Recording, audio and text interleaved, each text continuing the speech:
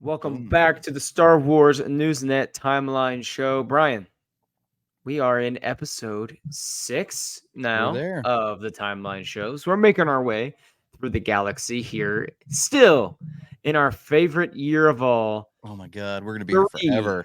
82 BBY. Anyway, my name is Jonathan Bradshaw alongside Brian Miller. What's We going on, are guys? here for the Timeline Show, talking about the first 4 episodes of the High Republic Adventures. And Brian, I had to be honest, I had not read this when it first came out, so I'm Yeah, actually fresh coming in. I had just nice. finished reading the 4th one about 30-40 minutes ago. So I'm excited to talk about Padawan Sav Malagan and her pirate days. Of Gutsy little course, thing, isn't she? oh my goodness. She's a little feisty. A little She firecracker. gets after. And so something that stood out from like the early onset of these, and I think this is consistent throughout all of the High Republic novels, or sorry, Dark Horse adventures, is the artwork and the covers, I think, are just far and away better than the Marvel ones. Yeah, And we can put the first one up again in the thumbnail. But that one, you know, I don't know, just something about her purple lightsaber that can mm-hmm. go. She can extend it too. She can like take it apart and then put it together. And then you put in, this one right here. Just those 4 covers for those of you joining on the YouTube, like that artwork is just, to me, just far better than what we get Oh, it's from the great. Marvel High Republic comics. I don't know. What do you think about that? No, I agree, because like we were talking right before we started recording, I just finished out Dark Droids, that whole crossover event, and I noticed like 6 of the comics in a row, between the different titles that it crosses over with, like they all had the covers had the exact same design to them. It was somebody central walking towards the camera, and there's like Right. somebody down in each corner looking away like towards them, and and there's like TIE fighters overhead. It was the exact same design for like 6 issues in a row, and I'm just like, all right, guys, like, and they're all different artists. Like, if it was the same artist, I'd be like, okay, they're a one-trick pony. But like, it's all these different artists, and I'm like, how come like you guys can't come up with something a little different than that? Like, and these are gorgeous. I mean, Dark Horse has Right. always gone above and beyond with their covers, and I like that cover for number 4. Looks like the Maw from Endgame standing there in the middle of all of them. And Yes. so, but I know I do. I like the covers quite a bit. It was, so we're here, High Republic Adventures, issues 1-4. This is volume 1, written by Daniel Jose Older, who is the perfect author for these type of comics and stories. He's kind of he hits the jokes, some of the lighthearted stuff, and he's not meant, I don't think, to go write maybe some of the hard-hitting, just gruesome, like really darker High Republic stuff. He kind of does some of these lighter and sometimes more fun, let's be honest, like more fun issues of the comics and the novels. So it's like a nice change of pace. So we're here, High Republic Phase 2, the year 382 BBY. These were released late 2022, and then the early months into 2023. The last one of these was released May 3rd, 2023. And we're going to just go through all 4 of those real quick. Yeah. And let's start off with Sav Malagan. We talked about her for a moment. She, at this point, is a Padawan on the temple, the Jedi Temple on Takodana, which, as we all know, if we are Force Awakens fans, is the home of Maz Kanata's castle, Pirate Queen herself. Love her. And one thing that stood out from the very beginning is just how I was surprised when Sav said, yes, I'm one of the most gifted Force users that this temple has ever seen. But also, I hate being a Jedi. I am so bored at this point. What did you think with that kind of opening with Sav? She's just like, I'm so bored. Opening. It's a great opening, because, like we were talking about in Star Wars Live last week, we were talking about Star Wars is meant to be chronological, right? You're supposed to read it chronologically. And with the High Republic, that's not always the case. We had Phase 1 and Phase 2 went back. And so as somebody who had read Phase 1 first and had already been introduced to this character at a much older, point, a much later point in her life, still on the same Jedi Temple, by the way, in Phase 1. To see the difference between her now and then was really cool. But to see that, introduction to her at this point in her life, Somebody who's 15. I think she said she was 15, right? If I Yes. remember, she's 15. So I to Padawan see, 15. yeah, to see somebody at 15 like on this castle out in the middle of the woods next to a lake on a planet that Maz Kanata basically owns. Her castle's across the lake. Yeah, you're gonna get bored. You're gonna want to see, the culture of the pirates, and you watch the ships fly in from Maz's castle, and everything like that. And so You're it's literally build a temple where you're supposed to spend your time yeah, meditating right next to like the pirate pirate hub of castle. the Yeah, Outer Rim. I mean, yeah, come on.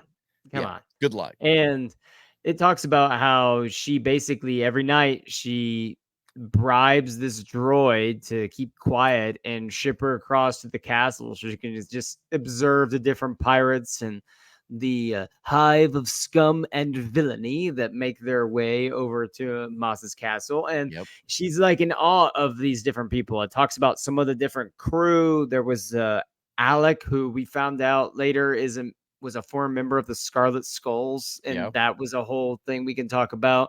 But I thought the funny part is she was very excited to meet one Dexter Jexter, Yes, sir. um, or as Maz Kanata calls him, Dexy Jetty, which I was Hmm. sitting there going, I don't know how I feel about this. I'm watching Maz Kanata jump into Dexter Jester's arms and him Yeah. embrace her with two of them. And then the other two, he's kind of pulling his pants up, which is his classic trait, I guess. And so he's like this well known prospector out here and he's telling stories. And Sav just wants to know what it's like to be a legend. How do I become a legend? How do I become someone that everyone's wanting to tell stories about? So when you first saw Dexter Jester come to the screen, you had to have been a little Yeah, I bit love like, him. oh boy, here we go. I love Dexter. I love him so much. In like we were talking before we started recording, he's somebody that's been fleshed out quite a bit, in canon now, and he only had that one scene in episode 2 with Obi-Wan, and Is there another wow, character what do you who know? has been fleshed out more with so little? Background Like, character? because he's popped up in the High Republic now. He's in like an Maybe. Obi-Wan novel. Mhm. He's also was in a certain point from a certain point of view, Adam Right. Lance Garcia's story. I think maybe Quinlan Voss would be one, because he was just this weird background guy with a yellow line across his eyes in Phantom Mhm. Menace, and they ended up making this whole. He's got a novel. He's in Clone Wars episodes. I don't Maybe know. that's about as That's I close don't. as I I mean, could I feel think. like that's different because it's Oh, still it's a the Jedi Jedi, and Clone right? Wars, but Right. No, I don't think so. He's been fleshed out a lot, and not just in like the High Republic adventure stuff. He's been mentioned a lot, in some of the novels as well. yeah, I mean, he had a pivotal role in that Padawan novel, I believe, with Yeah. Obi-Wan, and Dex saves his life, and Yep. that's where we get, how they're old buddies. What's your Hello, favorite Dex. Dex line of his No, 6 lines? there's so many. He's God, Well, and there's really and this not. one scene, there's really Yeah. not a lot, but in that one scene, like everything he says is great. But I like the omnious, it depends on how good your manners are and how big your pocketbook is. Depends on what Dex your pocketbook is. Yeah, I love it.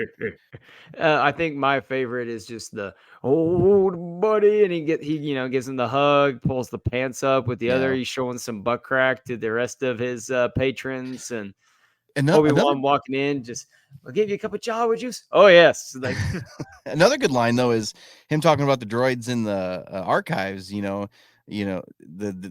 did not knowing the difference between knowledge and wisdom.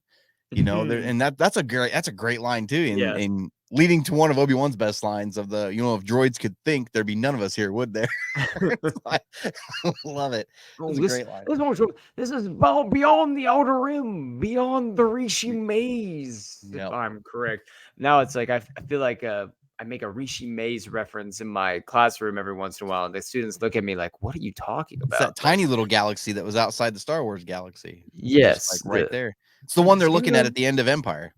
yes, they're going to the Rishi maze. Yep. Anyway, Dex fantastic for Great character. some great lines. So what do you know, Brian? Sav and Dex kind of hit it off right away, and by hit it off, I mean Sav sneaks herself on board his little boat because he is following this law like Inspector Roth. Marshall. He's Yeah. like the marshal guy. He's like the most notorious pirate I guess inspector in the Yeah. galaxy. You know, he loves bringing people to justice, and he's following him out there, and Sav hitches a ride all along because she just wants to talk to Dex about how to be a legend. And the two of them meet this inspector, and when they decide not to, blow each other up and shoot each other, they decide to team up momentarily to see what's going on over here in the woods. And they stumble upon a very interesting meeting. Brian, Yeah. can you tell us about this interesting meeting? They're coming up on a group. It's almost like and guys, don't like just talking about this stuff is taboo, but it's almost like they're coming up on a clan meeting out in the woods. It's honestly what it was like. Yeah, It's weird cult kind of weird robes, campfire. You know what I mean? Like it was a weird kind of vibe to it, and it's the Dak Graffs that they come up on, and it's weird that this main character that's kind of starting this, I guess you could call it almost like a fraternity meeting almost that they're having. is there a bunch of basically his Alec, one of the other pirates we get to meet later, calls him just a bunch of losers Yeah. that were basically rejects from other force cults Yeah. and force groups out there, and decided, well, we're gonna form our own group, Yep. and it's led by a Geonosian of Yeah, all of all things. species, Yeah. which No, which I is thought he was funny, just interesting. considering our limited interactions with the Geonosians. Is like I can't recall a force sensitive Geonosian that's made their Yeah. way in canon before. Can you? No, I can't. And it's weird to think that this is well before we ever see him in Attack of the Clones also. And Mhm. it's weird because this one seems to have like all the Geonosians always felt like drones, that we saw, except for maybe Poggle the Lesser. He had a little bit of a, kind of a Oh, his Poggle. own, yeah, and so this one though, yeah, to be force sensitive and to kind of be the leader of this little group Mhm. it was interesting to see because I saw him and I was like, is he Geonosian? And then like it's got the little star next to his dialogue, and at the bottom it Mhm. says translated from Geonosian. I'm like, okay, that's all I needed to know. And so they stumble upon this group and they get discovered, and they send these droids after them. And it looks like they are not going to be able to hold off this attack. And Sav's like, well, I guess my cover's blown. Let's whip out my two pink lightsabers and just go to town. And the comic art, I wish we, for those of you listening on Spotify, Apple, like I wish we could like have this, because I guess anywhere, because we don't have it with us right now. But it's such a cool spread that Yeah. when she's taken out all of the droids, and it just droid to It's droid a to double droid. page spread. It just Mhm. across both pages. It's And just great. imagine like the lightsabers just whirring and blurring across the pages, and it's a really cool moment. And at the end, she just kind of looks at Dex. So about me having lightsabers, let's put that under the table. And so they go back to the castle because they're going to report on what this group was saying, which is they want to take out Maz's group and reclaim Takodana for themselves. And Maz is like, yeah, that checks out. This Arkic guy who's the leader, this is Jag Arkic is the leader of the group, and he's just been bitter for the last X amount of years since he lost a high stakes thing that he felt like was owed to him from Maz. Mhm. And that's when they said, "Well, what did he feel like? What score do you feel like he owed you, or you owed him?" He goes, "Oh, Takodana, like the whole planet. I took the whole planet from him, Love basically." it.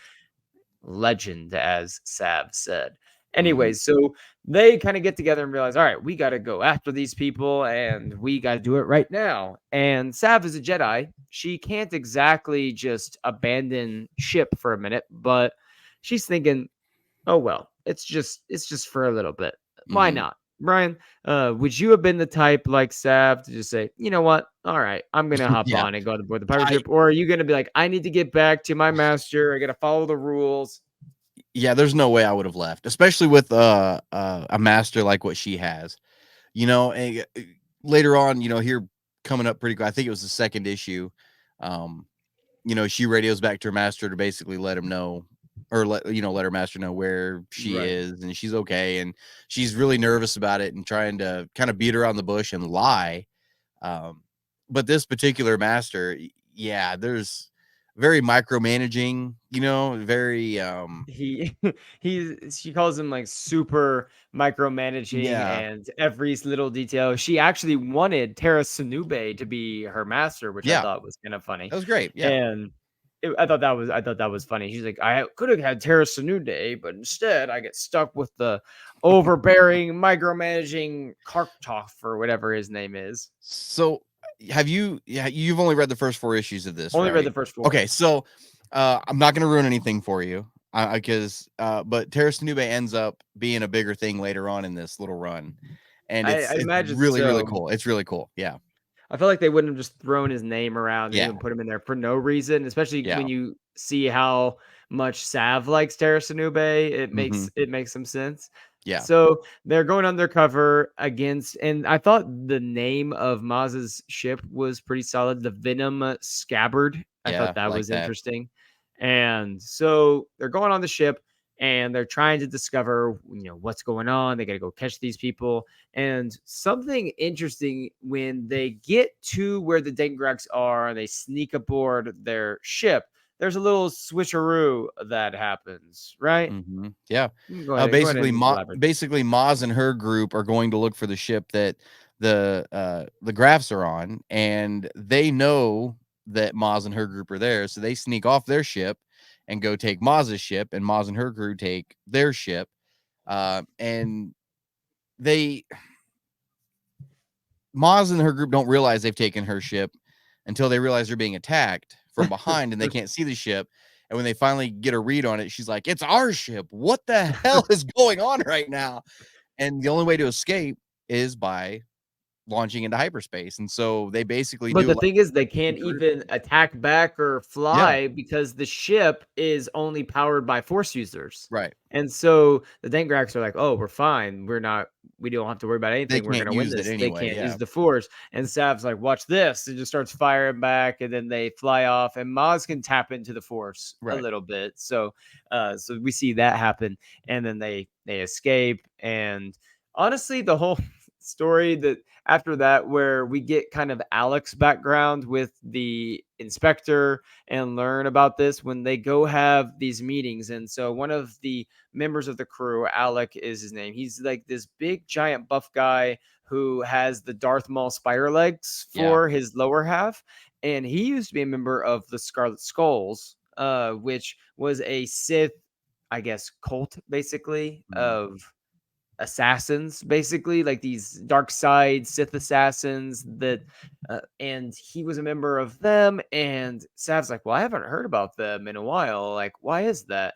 And we find out that Alec basically wiped them all out right. essentially when he basically looked at a small young child and was like, I cannot let this kid grow up and have to endure everything that I've had to endure and enter this world of cruelty. So he leaves and I don't know, he goes through some training montage from Rocky, then comes back 8 years later, It's the super eye jacked. of the tiger. It's the I yeah, mean, he left this boy that's like pretty skinny boy, like yeah. in the comic, and then he comes back just absolutely jacked with half his body missing and just the spider legs. And I'm like, okay, I don't know what happened.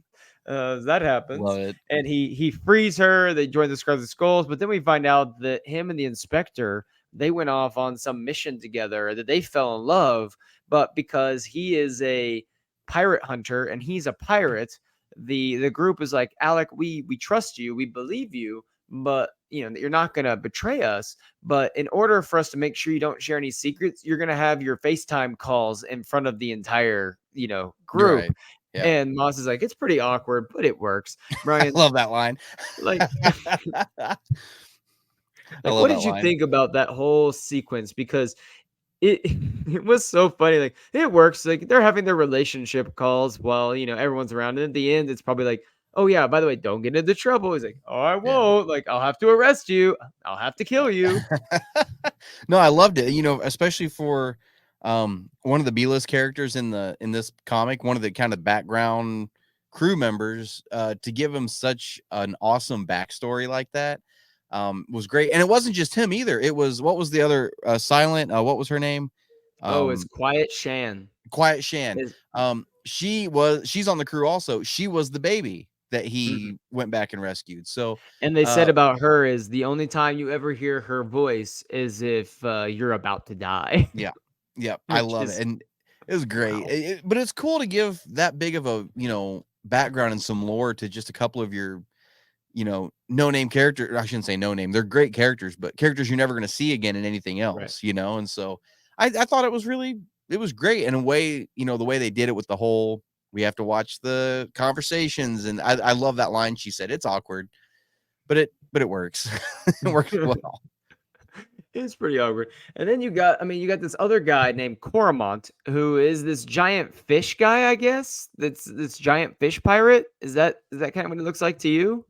Yeah, The yeah. big The blue one that giant. that sings his own He sings songs. his own Yeah, songs all the time. He puts himself in the songs, he sings them, but he's also, this is pretty funny, he's also been like so many citations and different court hearings. So he has a citation officer with him at all yeah, times. And all the time. it's this little tiny guy, maybe like, like a foot, like not even a foot, but like think of like Meeber Gascon if you're listening audio. If you think of like Clone Wars, think of like someone like Meeber's Yeah, size living inside of like this little pouch in his like hood basically. And every time he's about to commit a crime, the guy comes up there kind of like Meeber's like, you are in violation of citation 6473. You are knowingly robbing this bank full on knowingly doing so. but And I like his explanation too. He's like, "So why do you still do all this?" And he's like, "Because since he's with me, he's complicit in everything. So yes, why he he's can't like his even do anything citations about it." never actually get Yeah, far because he's with me the whole time. So guilty he's by just like he's just association. yelling. I love it. Like there's one point where they're firing back on the ship and he pops out and he's like, "You are knowingly and abetting stealing another person's vessel right now." Like, shut up right now. I love it. Can you imagine like working for a court system and then that's the assignment you get? You're just like, you have to live with this guy. Like he's a known convict. You have to live with him all the time, 24/7. Like, I'll be, oh God. God. It's just Well, the fact that some court did that is hilarious. and then the fact that in the comic, whenever he's listing off his like citations and stuff, it just has it like it fades it into the Yeah. background. So it's this giant paragraph Fades, bubble on yeah, the back. blurs You it, can't even read it because the other text is above it. cut off And by other so pages. it just Yeah. like even Daniel Jose Older and everyone's like, do not pay attention to this guy. He's just going off. Let him do his thing. But even if you do read it, it's like actual mumbo jumbo. Like you can't even Oh, like I'm piece gonna it see if I together. can Just like, find what one. the heck are you even? It's hilarious. The fact, yeah, you brought that up. That's great. You It really is.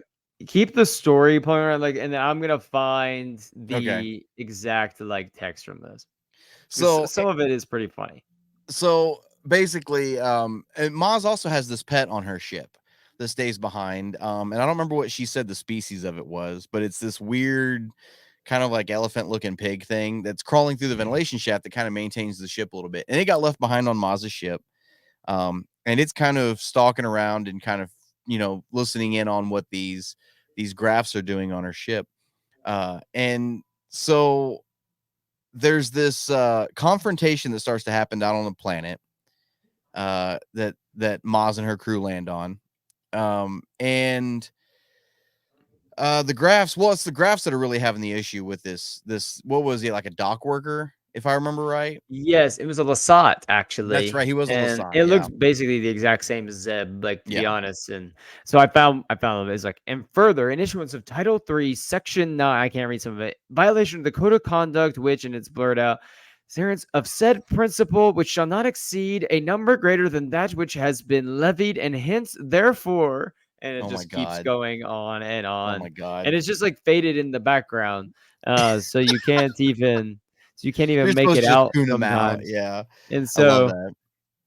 and it was just like, you do realize that utilizing a weapons system will be in violation of, and then he just keeps going off. He's like, you are now in violation of stealing or harboring a honored member of the Jedi Order aboard your ship. And it Oh just my keeps going god. on Oh and yeah, on. lying to the Jedi. I forgot about that one. That Yes, one was good. that was Um, good. well, what's funny is like what I do for my day job. I'm a code enforcer for our cities or for our county's county seat, main city in the county, Yes. and so that's basically me. Like I got to go knock on people's doors and be like, "You're in violation of." City of Wellington ordinance, blah blah blah blah.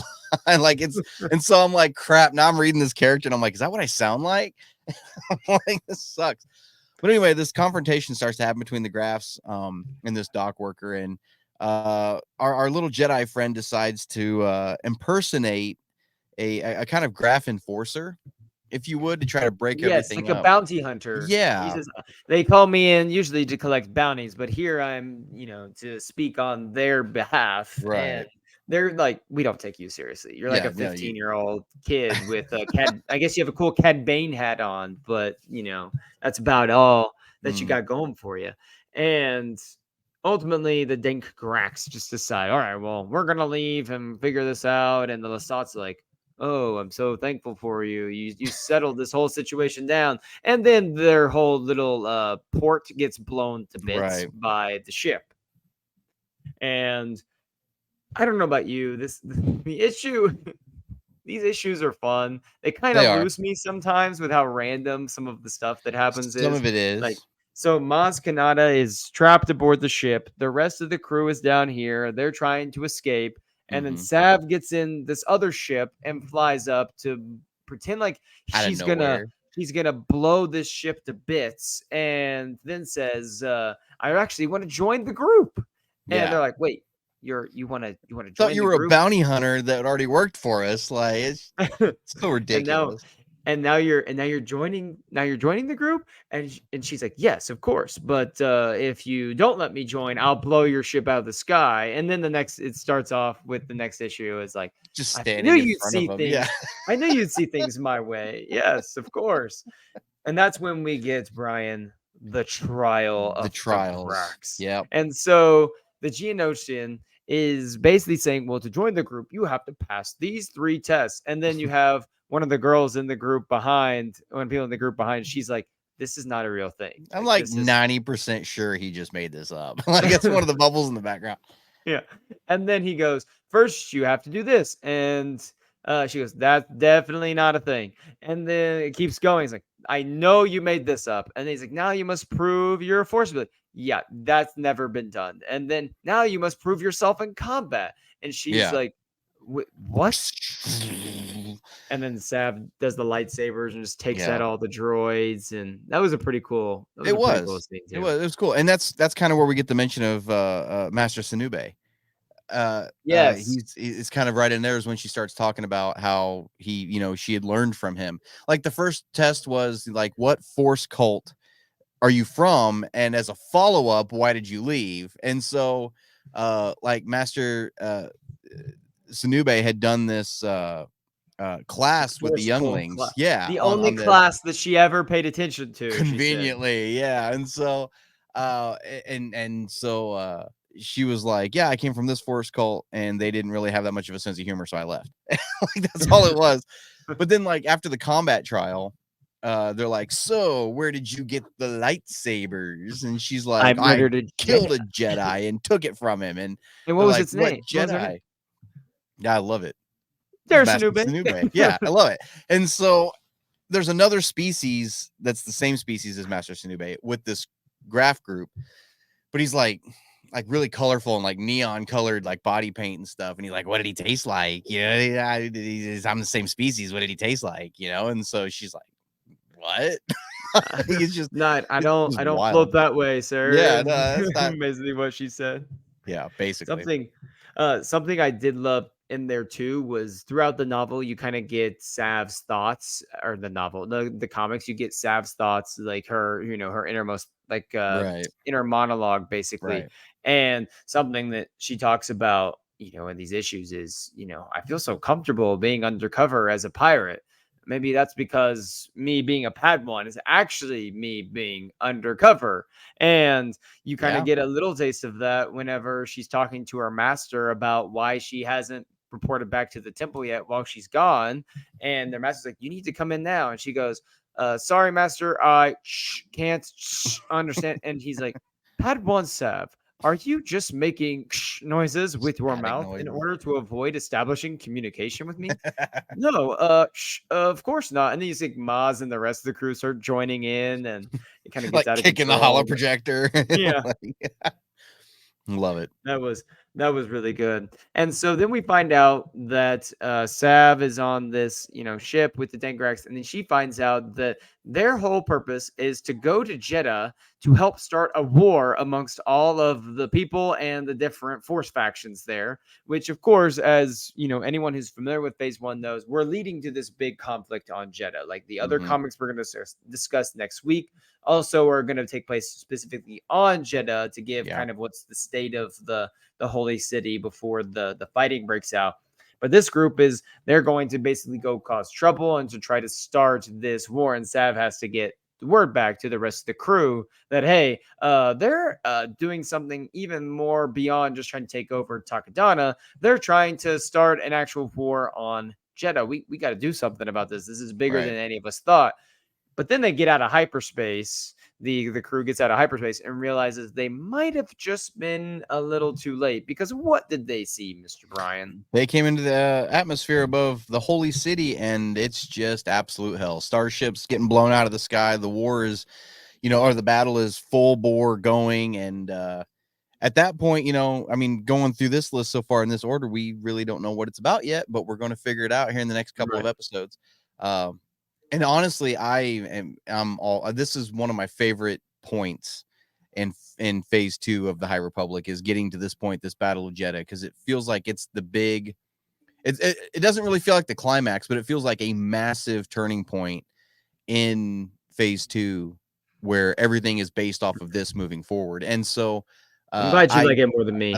I love it. I love the Battle of Jeddah so much. It was great. I liked it the first time I got to read it. The 12th time that I had to read about the Battle of Jeddah, I kind of hit the snooze button a little bit, because I mean, every single moment goes to the Battle of Jeddah. Like the High Republic Avengers, get to Jeddah. The Marvel comics take place almost exclusively. They do take place exclusively on Jeddah. Cataclysm. You get the Battle of Jeddah and Cataclysm some. You get the Battle of Jeddah and Path of Vengeance. You get the Battle of Jeddah audiobook. You get the actual Battle of Jeddah. It's just so much Battle of Jeddah. I just could not do it anymore. And so I must admit that when we're going to be doing Battle of Jeddah, I haven't listened to the audio drama. Maybe if I listen to the audio drama instead of read it again, maybe that's what I did. Would actually do something more for me, because it might be more interesting for me to hear it versus the just listen. Then maybe what we should do is, when we do these episodes of the Battle of Jeddah stuff, just make it one massive episode where we do the comics, the audiobook, like all of it, Battle of Jeddah. And just maybe so, and just do a full Battle of Jeddah. That honestly would probably be best, because then we don't have to talk about the Battle of Jeddah for 8 years. We would be here and we're going to. We'd be here for 382 years. Yeah. Oh yeah, absolutely. And I get where you're coming from with the Battle of Jeddah stuff, because I was that way with Black Spire and Batuu. Like when they were opening that park, everything in canon was Batuu, Black Spire Outpost, Batuu. I'm like, I get it. You have a park. I get it. And so, like, when they were doing the Halcyon, I was worried they were going to do the same thing. And we got that comic run, and we got basically the Princess and the Scoundrel, and that was it. As far as Halcyon. Well, that was that the Halcyon was so short-lived as well that they didn't have. Don't get me started on those Halcyon comics. Like that was such a shameless plug. It was it's all it was. Horrible. It was horrible. But I get where you're coming from with the Battle of Jeddah. I do, because Battle of Jakku was the same way. Like everything at that time was just, there's so many different points of view for Battle of Jakku that it's insane. I mean, they were already touching on it before we even got Force Awakens and Lost Stars. There at the end. So it's insane. Can't wait for the Lost Stars episode. I can't wait to talk about that in 500 in a few years. Yeah, right. But no, anyway, I guess that kind of wraps us up for the first volume of High Republic Adventures. Basically, all roads lead to Dalna in Phase 1, but before you can get to Dalna, you got to endure all the Battle of Jeddah. So we'll make it as painless as possible.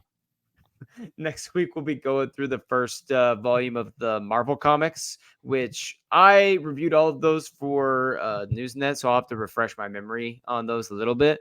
But I do really love some of those characters. They do come up later in some of the novels as well, which I really Yeah. enjoyed.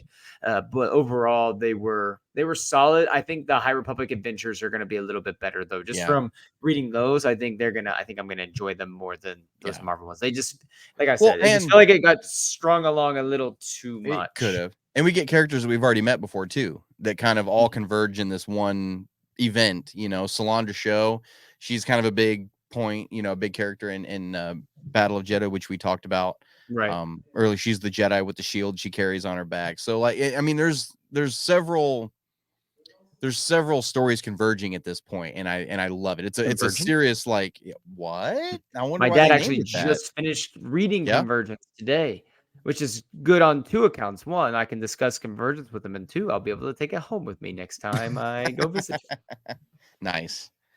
Nice. But Brian, any parting thoughts on Sav Mulligan and her beginning journeys as a young Padawan posing as a pirate? Not a whole lot. I'm not real big on before it was Dark Horse, it was IDW doing these comics, these adventures Right. comics. And so and you really can't even tell they've changed publishers, honestly. You really can't a whole Mhm. lot. But I've never really been big on these little side comics like this. But this particular run, for some reason, like I reread it today, and I forgot how much fun this run was. And yeah, there's some parts of it that are like, really, but it's a fun little run. And so, yeah, no, I'm excited to keep going on this and to get through Yes. Battle of Jeddah and to hopefully get into phase 1 here before long. Yes, we don't have much longer now. We'll We have a don't. few volumes of these comics, Battle of Jeddah, and then the two novels, and we're out of here. Basically, yeah. And then phase one, I mean, is just Gold. so juicy, so juicy. I love it. And I love phase So two, good. but I love the novels of phase two much more than I love the comics of phase two. I Yeah. love the comics of phase one. Like I Yeah. love the comics of phase one. So good. So, I just started phase 3 tonight, so I just started Escape from Valo, so we'll oh, see how it enjoy. goes. Have to enjoy. I finished Defy the Storm. Be having my Defy the Storm review up on Tuesday, which I have only written 2 pages of so far. I'll have to trim that down, but then I'll have to dive in some more on that. I don't know when I'm going to do that tomorrow. Let's be honest. I'll figure it out, but Make time. I have to. Well, the problem is that I thought I would have the time to do Yeah. that, and then this week was just insane, Yeah, this and weekend was insane suddenly for it me. was, oh my goodness. But anyway, that ends the show for us today with a nice little ramble session at the end, which we're always good for. What do you know, Brian? We're gonna be wrapping up here. I don't know. I do a terrible Dexter Jester impersonation, but I try my best. I He try my he best. does a horrible Dexter Jester. Love it. All right. Well, for Light and Life, everyone, this has been episode 6 of the Star Wars Newsnet Timeline Show. You will be able to join us next Monday as we dive into Marvels 1 through 4. Go ahead and please like and subscribe to the YouTube channel if you're tuning in here. Give us a 5-star review on Spotify or Apple Podcasts. Make sure you follow us there. So you can, get your next episode sent to you right away. Ryan, any last words before we get out of here? None other than may the force be with you guys. All right, for Light and Life, everyone, until next time.